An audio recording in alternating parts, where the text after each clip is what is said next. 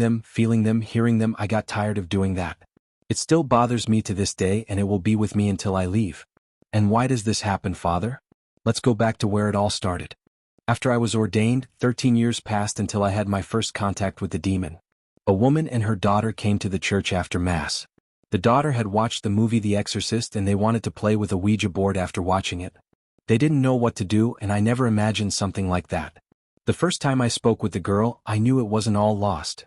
Inside, something was telling me that I could handle it. I asked the diocese for help, but there were no exorcists. The bishop asked me if I could take charge. I answered yes. Then he gave me a prayer book, and that's how I returned to my parish. There is a huge difference between possession and demonic access. In possession, the individual has given an express and tacit yes to the demon to enter with permission in the siege. It wasn't that. The demon harasses trying to break the person's will. It didn't enter, and it wasn't about to enter, but it didn't. We started as best as I could, and it didn't go like in the movie. The girl told me that many ugly things were speaking to her. I asked her to tell me everything. As I listened to the, "Hey Ramon, this is a warning, we'll always be with you. This bitch only served to tell you that." And between convulsions and terror, the girl remained prostrated for a long time and then got up. At that moment, we heard the flapping of a heavy bird and the howling of a dog. At the church door there was dog hair as well as large black feathers. Paranoia face to face, hand to hand. And the one who spoke through the girl never appeared again. Yes, it did with Sylvia. That poor girl was the last one, but those two did it with several. Opportunities throughout the years won't fade, and we are united by a spiral. Many times, boy, the first time I could see them for what they are, I was already an exorcist. After the woman and her daughter, the bishop sent me to Rome to study and understand the ritual of exorcism. I learned a lot. I learned that theory and practice are two different things. You don't prepare for it. It depends on each person. Not everyone can be an exorcist. Not just anyone can withstand the fear generated by having the demon in front of you. You handle it well, less and less. Boy, less and less. I'm getting old and running out of strength. The first time I saw them, because there are two of them, not just one, was at the house, in the apartment in General Valera. They had rented it to a young couple who came to ask for help because they had been hearing strange noises and shadows all the time. And what happened there? As soon as we entered the house, he started praying and sprinkling holy water around the rooms.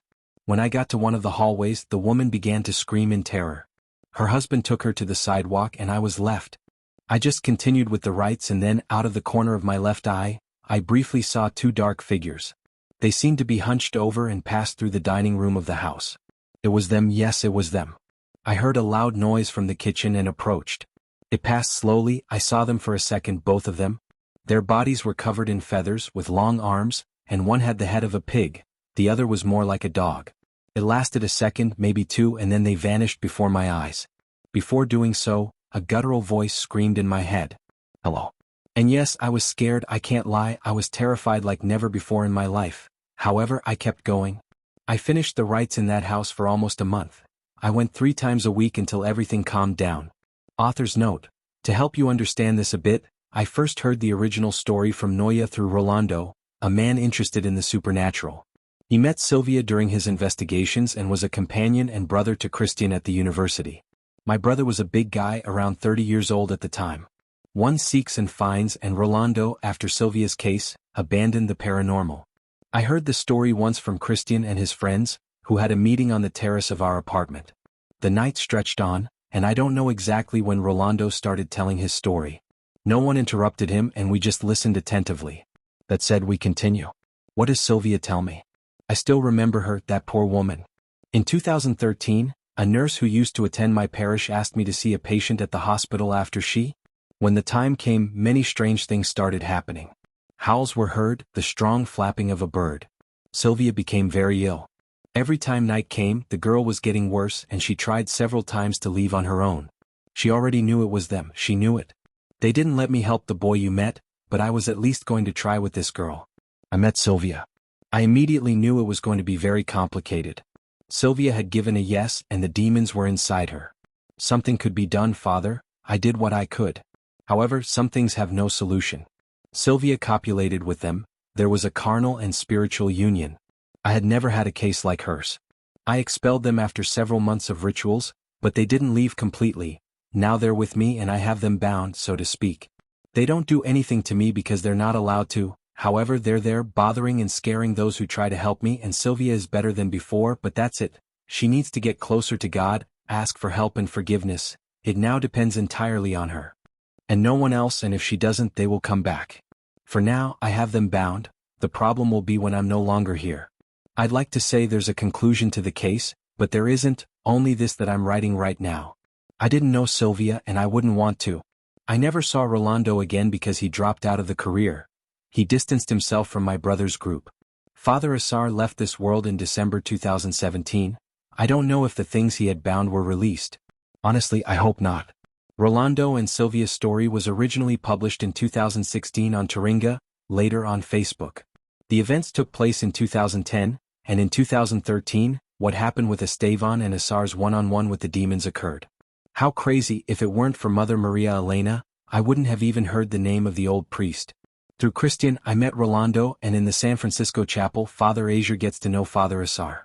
Everything is connected, right? And this gives a lot to think about. Unreal case file. What makes a good writer? Some will say it's your style, and others will say it's the structure of cohesion and grammar. Lastly, those who claim it depends largely on your training. I think a good technical background makes you fit to write, but I don't think it's everything. In my case, I have no doubt that it's all about the story. The story is the core of all its content. I consider myself a selfish writer because when I write, I do it for myself, regardless of whether others like it or not. For example, with Brisa de Abril, I knew we were going to kill it. Because as I adapted it, I couldn't stop crying. When it went to video, Antonio and the other members of the editing team also cried.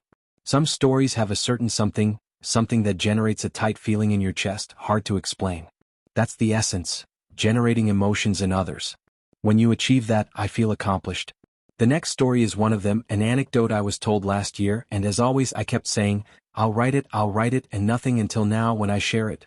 Veronica was my crush in university, a beautiful girl with the sweetest voice you can imagine, very intelligent, with a lovely sense of style, hardworking, and very studious, a woman you'd introduce to your mom. Since I met her in the first year, I liked her. However, nothing ever happened. I got tired of trying and resigned. All that was left for me was to play the card of friendship. Today we are very good friends. She was there when I graduated, when I received my degree. Veronica is one of the few people I can call a friend, my friend.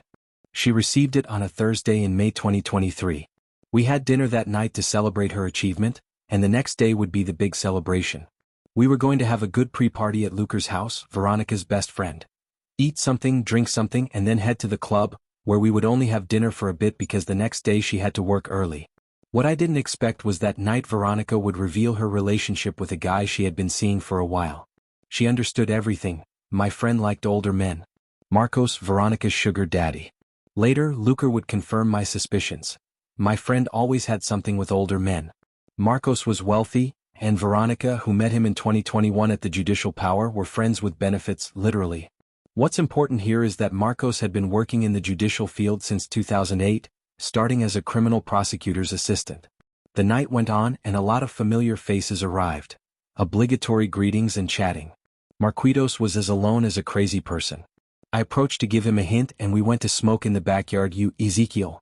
Yes, the writer, the very one, I replied laughing. Vero always talks about you.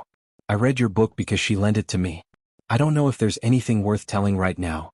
I'm not sure what you're saying. There's nothing else we can do, my friend, I exclaimed while sipping the Fernet from the glass I had in my hand. A hot night in a distant 2010, walking hand in hand with Fel on a sidewalk in a capital neighborhood in the province of La Rioja. The couple had been together for 4 years. They met through mutual friends, liked each other, and started something. Saul was convinced she was the love of his life. Felicia thought the same.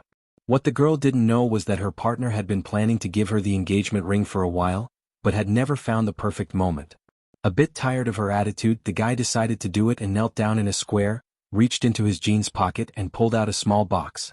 Before Felicia could process the emotions and say yes, the guy came running toward them and without saying a word, pulled out a knife and stabbed him 4 times.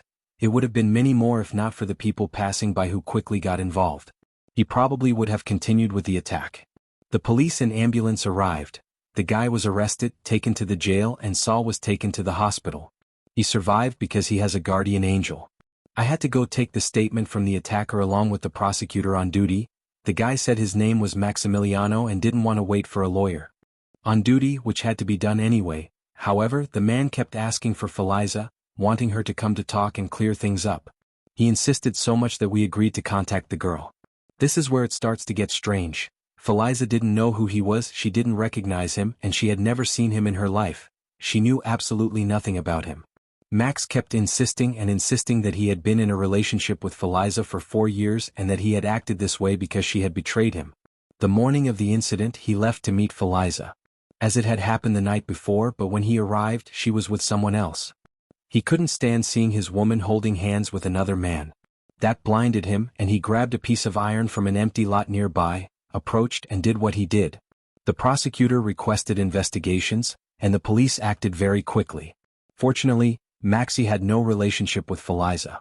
Maxie's parents didn't know who the girl was, nor were they aware that their son had been in a romantic relationship with her for 4 years. This convinced the prosecutor that the guy was obsessed with the girl, and this obsession had driven him to act the way he did. A quick move to classify the incident as an attempted homicide. However, Maxie seemed to know very intimate facts about Feliza, things and facts that an accuser could not know. The prosecutor delegated the visits to Maximiliano, and the guy was sorry, but he kept insisting that he had something to do with Feliza. He assured me thousands of times that what he was saying was true and that the evidence was on a seized phone. I requested a detailed report, and in the gallery there were many photos of Max next to Feliza.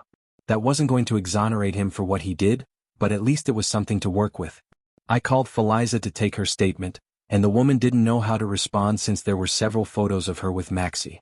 Maxie explained what was happening, and the guy kept assuring me that they were a couple, that I should go to his Facebook and check his wall, and indeed on Maximiliano's Facebook there were photos of Feliza, there were comments from her, and like. In the dessert post on Maxie's wall, it showed that he was in a relationship with Feliza. When you clicked on the woman's name it took you to her wall, but there it showed that she was dating Saul. The strangest thing of all is that the photos of Feliza with Maximiliano were identical to those where she appeared with Saul. I mean the same woman, the same places, but 2 different men. I discussed it with the prosecutor, and he told me not to get more involved than reading a few favors, and a police officer analyzed the photos. All the photos were original and not.